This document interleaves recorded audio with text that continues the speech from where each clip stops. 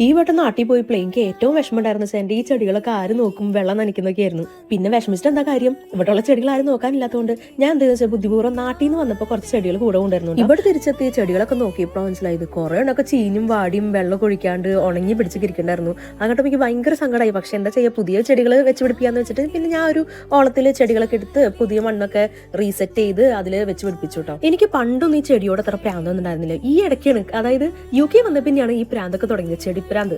ചിലപ്പോൾ മമ്മിയുടെ നിന്ന് കിട്ടിയതായിരിക്കും. കാരണം വീട്ടിലെ മമ്മിക്ക് ചെടി എന്ന് വെച്ചാൽ ഭയങ്കര പ്രാന്താവും. ഞങ്ങൾക്ക് ചെറിയൊരു ഗാർഡൻ ഒക്കെ ഉണ്ട്. അവിടെ മമ്മി പല വെറൈറ്റി എവിടെ നിന്ന് കിട്ടിയാലും ചെറിയൊരു തണ്ടാണെങ്കിൽ പോലും മമ്മി അത് കൊണ്ടുവന്ന് പിടിപ്പിച്ച് അത് പൂവൊക്കെ ഉണ്ടായി. അത് മമ്മിക്ക് ഭയങ്കര ഹോബി ആയിരുന്നു. അതുപോലെ തന്നെ ഇപ്പം എനിക്ക് അങ്ങനെയായി. എനിക്ക് ഇപ്പോഴും ഓർമ്മയുണ്ട്, കഴിഞ്ഞ പോലെ വുമൻസ് ഡേക്ക് ഞങ്ങളുടെ വർക്ക് പ്ലേസിൽ നിന്ന് എല്ലാവർക്കും ഇതുപോലെ ഒരു പ്ലാന്റിന്റെ ബാസ്ക്കറ്റ് എന്നായിരുന്നു. അതിൽ നിന്നാണ് എൻ്റെ തുടക്കം. പിന്നെ ഓരോരോ ചെടികളോട് ഇഷ്ടങ്ങളായി, ഓരോ ചെടികൾ കണ്ടതിന് മേടിക്കലായി. ഇപ്പൊ എൻ്റെ ഗാർഡൻ ഇതുപോലെ ഉണ്ടോ. എൻ്റെ ഒരു ഹാപ്പി പ്ലേസ് എന്ന് പറയുന്നത് ഈ ഒരു കോർണറാണ്. രാവിലെ എനിക്കുമ്പോൾ തന്നെ ഈ ഒരു സ്ഥലത്ത് വന്ന് എനിക്കൊരു പോസിറ്റീവ് വൈബ് തന്നെയാണ്.